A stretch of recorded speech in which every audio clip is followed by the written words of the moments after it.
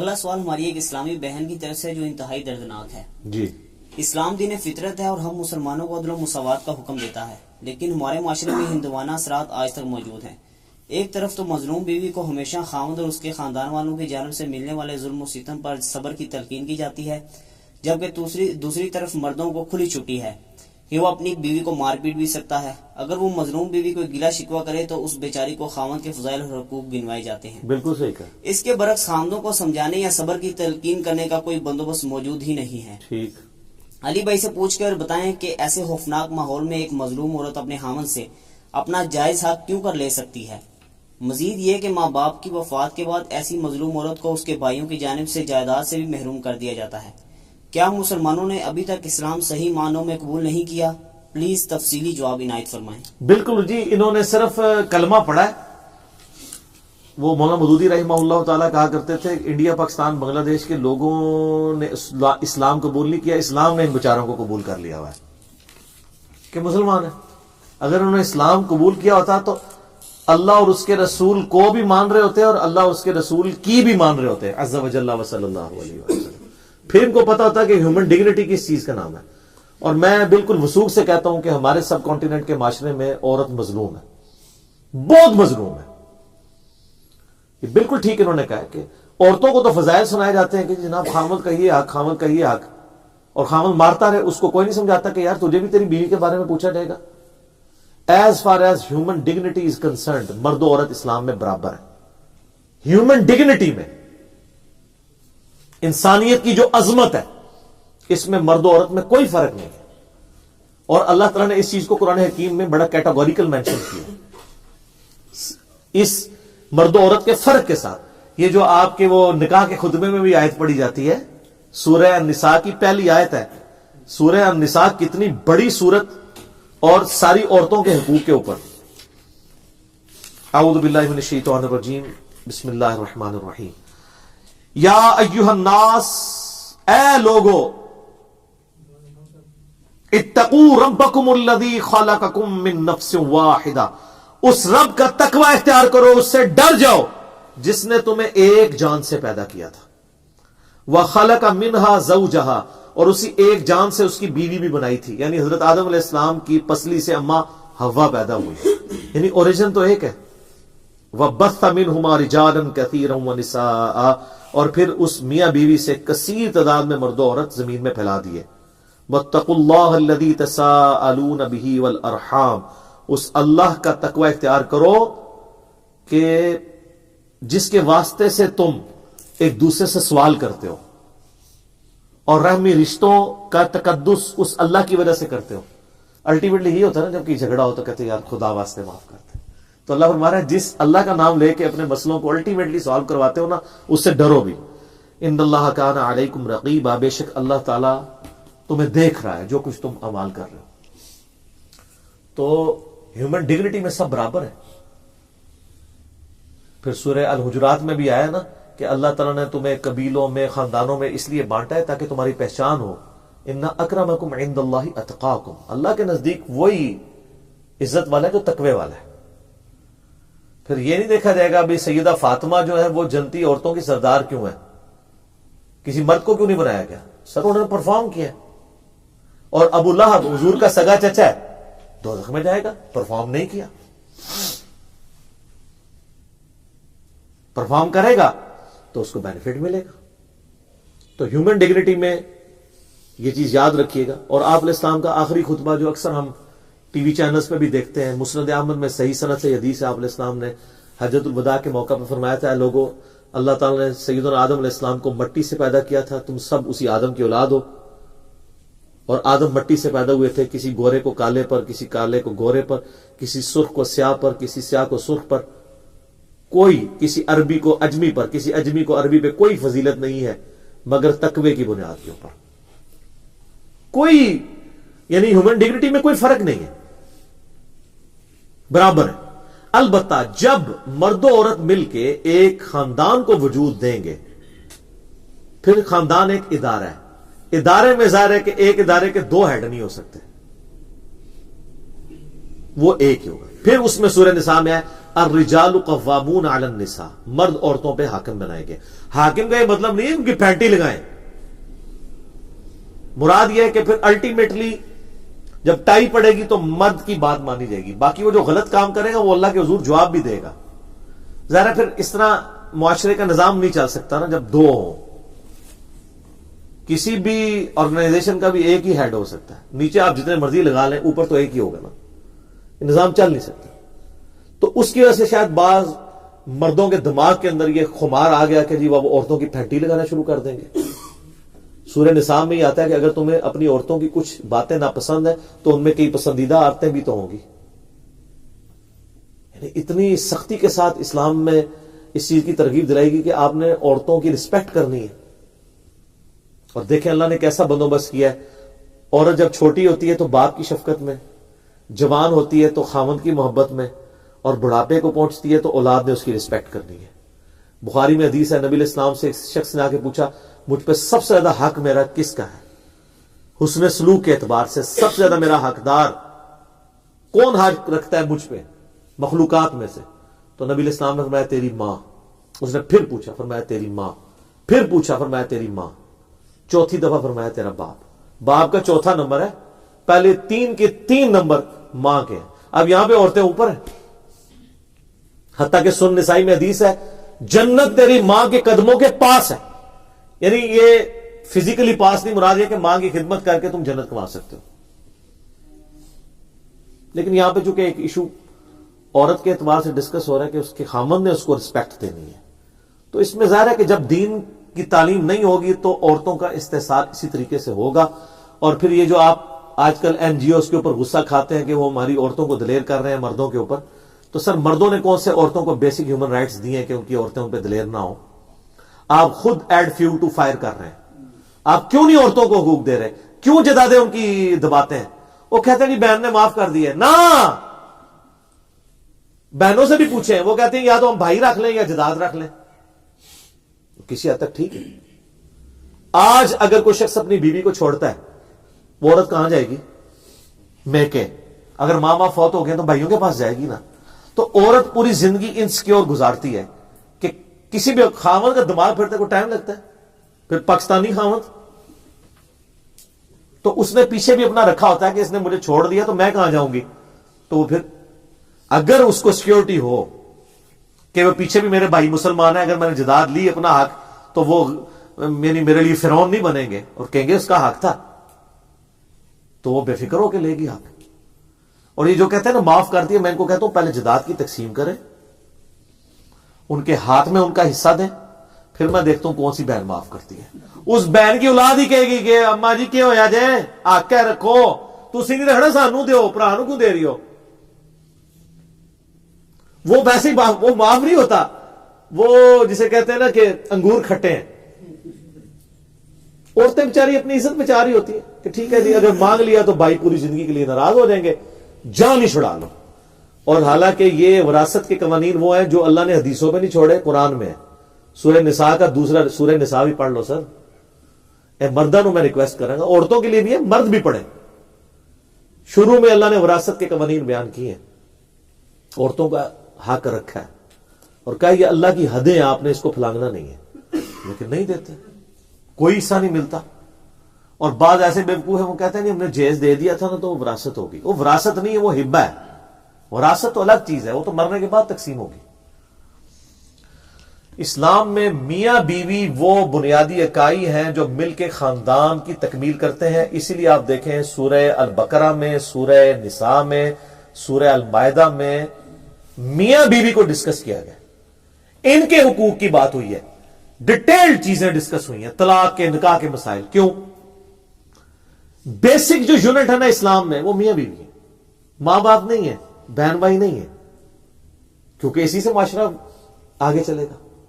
حتیٰ کہ مسلم شریف میں ایک حدیث ہے، نبی علیہ السلام فرمایا کہ شیطان کا تخت پانیوں پہ لگا ہوا ہے. شام کے وقت سارے اس کے جو چیلے ہیں نا وہ آ کے اس کو خبر دیتے ہیں آج ہم نے فلاں شخص سے فلاں گناہ کرایا، فلاں سے فلاں، فلاں سے فلاں. ایک وہ اتنا امپریس نہیں ہوتا، ایک آ کے کہتا ہے آج میں نے میاں بیوی میں جدائی کروا دی، اس کو وہ جفی ڈال کے ملتا ہے کہ تو نے اصل کام کیا. ہاں شیطان کو بھی یہ بات پتا ہے کہ میاں بیوی الگ ہو گئے تو اولاد تو گئی. یہاں تو خامن سمجھتا ہے میں بیوی کو طلاق دے دوں گا تو اس کی میں نے مستقبل بگاڑ دیا, اور سر اس کے تو چانس ہے مستقبل بن جائے, تیرا بھی کچھ نہیں پلے رہنا. اگلے رشتے کے لیے جو آئیں گے وہ کہیں گے پہلی کیوں گئی سیا.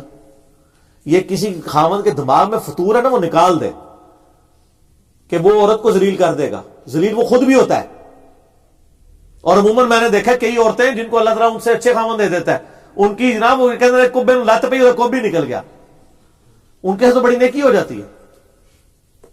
تو یہ شیطان نے تخت لگایا ہوا پانیوں کے اوپر, اور وہاں یہ فیڈ بیک لے رہا ہوتا ہے, جس کے بارے میں نے کہا ہو سکتا ہے برمودا ٹرائنگل پہ ہی وہ تخت لگا ہوا ہو شیطان کا, عین ممکن ہے. تو نبی علیہ السلام نے میاں بیوی کے تعلق کے اعتبار سے بہت اسٹرکٹلی, بخاری مسلم ایک حدیث ہے, آپ علیہ السلام فرمایا عورت جو ہے نا وہ مرد کی ٹیڑھی پسلی سے پیدا ہوئی بھی ہے, اس کو سیدھا کرنے کی کوشش نہ کرو, اس سے نفع اٹھاؤ, کمپرومائز کرو. اگر سیدھا کرو گے تو توڑ بیٹھو گے, اور اس کو توڑنا اصل میں اس کو طلاق دینا ہے, کہیں توڑنا بیٹھنا. صحیح مسلم میں حدیث ہے, نبی علیہ السلام فرمایا کسی مرد کے لیے جائز نہیں ہے کہ وہ اپنی بیوی سے بغض رکھے. اللہ سے ڈرو. یہاں بغض رکھ لیتے ہیں نا, اگر تم اس میں الفاظ ہیں, اگر تمہیں اس کی کچھ عادتیں ناپسند ہیں تو دیکھو اس میں کئی خوبیاں بھی تو موجود ہوں گی, ان کو یاد کر لو. جہاں پہ وہ کہتے ہیں نہیں. پھر بخاری مسلم میں حدیث ہے, اب میں کیسے ہو مرد تم لوگ کہ صبح کے وقت اپنی بیوی کو مارتے ہو اور پھر رات کو اسی بیوی کو اپنے پاس بلاتے ہو ازدواجی تعلق کے لیے. کتنی ٹیکنیکل بات کی ہے. تو وہ آ بھی جائے گی تو کس موڈ کے ساتھ آ رہی ہوگی. تو آپ علیہ السلام نے یعنی یہ جو عورتوں کی پٹائی کا جن لوگوں کو شوق ہوا ہے نا, تو میں تو کہتا ہوں جو مرد بھی ادھر ادھر منہ مارتے ہیں نا, ان کی عورتوں کو بھی چاہیے کبھی کبھار تھوڑا سا کر دیا کریں پٹائی کی, لیکن چہرے پہ نہ مارا کریں. یہ نبی علیہ السلام نے منع کیا. بخاری مسلم میں حدیث ہے کہ آپ نے چہرے پہ نہیں مارنا. بہرحال سورۃ المائدہ میں ہے کہ اگر میاں بیوی کا جھگڑا ہو جائے, جس طرح یہ اسلامی بہن کا سوال تھا, تو ایک بڑا جو ہے وہ مرد کی طرف سے اور ایک بڑا جو ہے وہ عورت کی طرف سے, ان بڑوں کو سامنے بیچ میں ڈال کے ان کی ڈسکشن کرو, کیونکہ جو دو آپس میں لڑ رہے ہیں وہ تو دونوں ہی اپنے آپ کو حق میں سمجھ رہے ہوں گے, اور جو بڑا بندہ ہے نا خاندان کا, جس نے دنیا دیکھی ہے, اس کو پتا چل جائے گا, اس نے خود بھی اپنی زندگی گزاری ہوئی ہے, لیکن وہ بڑا نیوٹرل ہونا چاہیے. یہ نہ کہ میرے منڈے نے ٹھیک کیتا ہے تو میری کڑی نے ٹھیک کیتا ہے. خاندان کے بڑوں کو انوالو کریں اور وہ بڑے ڈیسائیڈ کریں, تو انشاءاللہ تعالی معاملات بہتر ہو جاتے ہیں. باقی اگر نہیں بھی بہتر ہو رہے پھر ٹھیک ہے, طلاق کریں.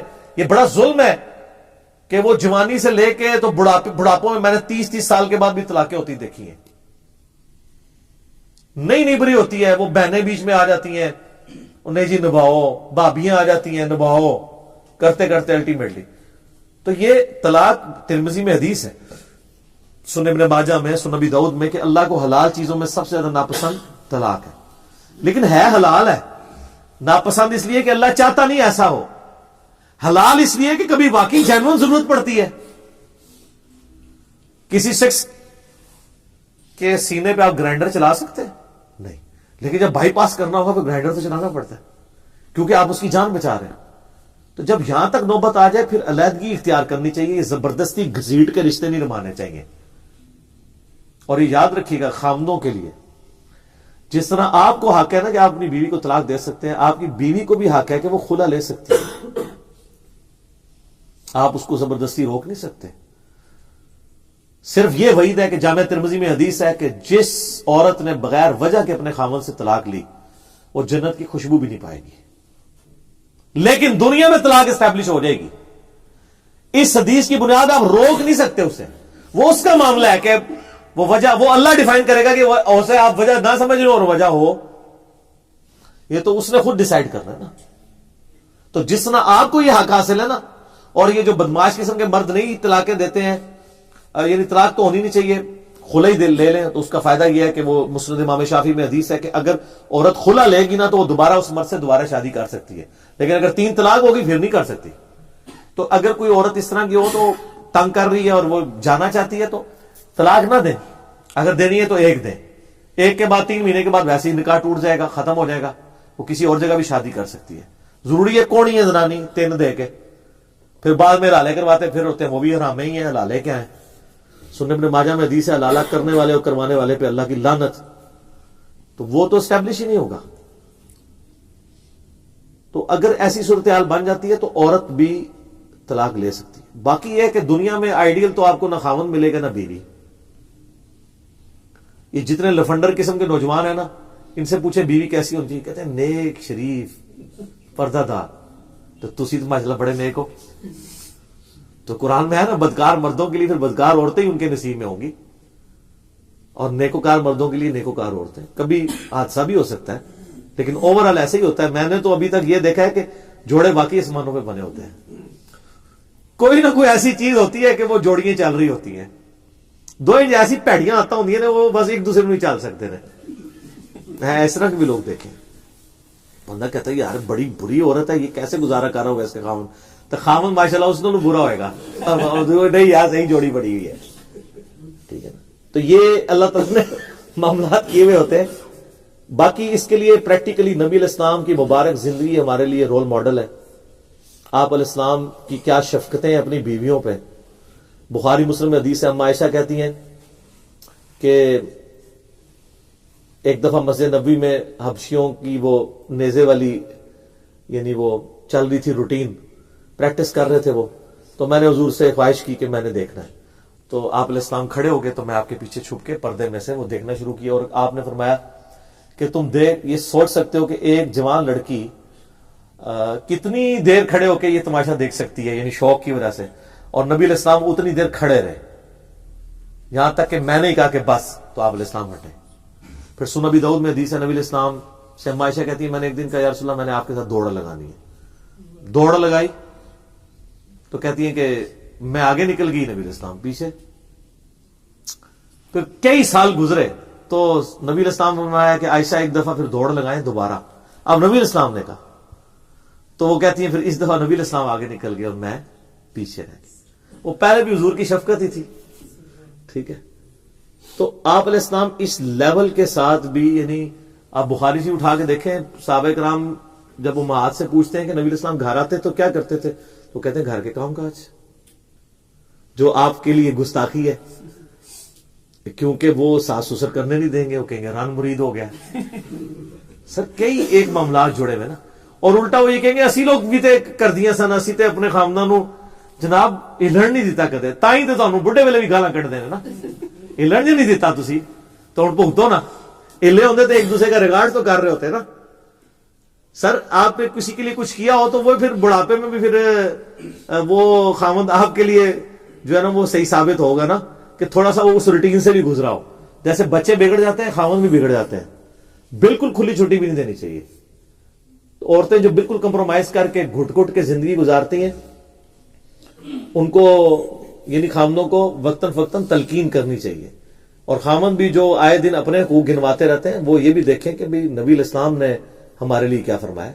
صحیح مسلم میں حدیث ہے میں اپنی وفات کے بعد سب سے بڑی آزمائش تمہاری بیویاں تمہارے لیے چھوڑ کے جا رہا ہوں، یعنی ان کا خیال رکھنا ہے.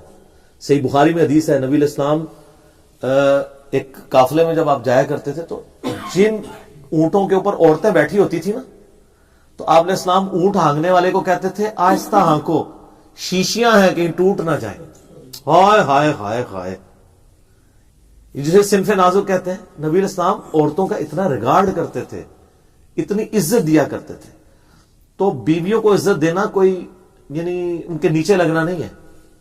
نبی علیہ السلام نے جامع ترمذی میں حدیث ہے آپ علیہ السلام فرمایا کہ اگر تمہیں اپنی بیوی پہ غصہ آئے تو اس کو مت مارو، بس زیادہ سے زیادہ اس کے بسترے سے اپنے بسترے سے اسے الگ کر دیا کرو کچھ دنوں کے لیے.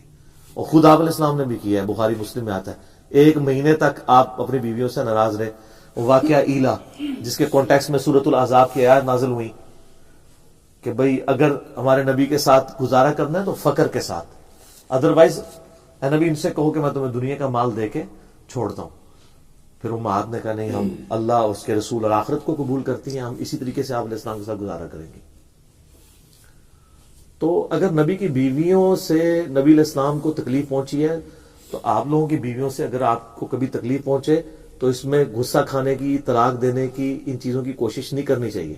صبر و شکر کے ساتھ زندگی گزاریں. لیکن ہمارے کرائٹیریا اور ہے نا.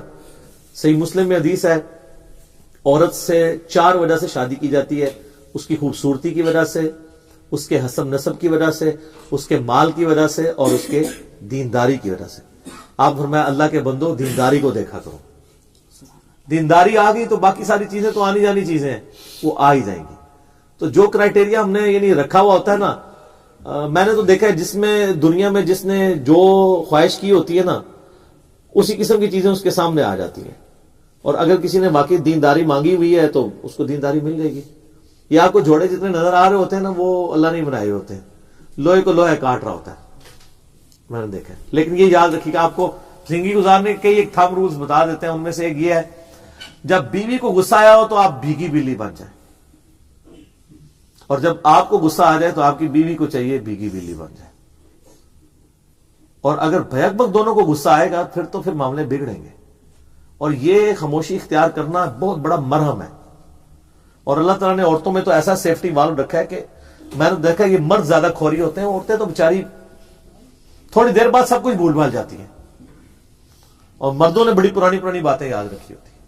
آپ ذرا دیکھیں نا عورتیں کس تکلیف سے گزر رہی ہوتی ہیں، پورا دن ان کا کام ہوتا ہے، پھر بچوں کو دیکھنا، اور پھر خاوند صاحب بھی پھر پتہ نہیں کیا کچھ ایکسپیکٹ کر رہے ہوتے ہیں۔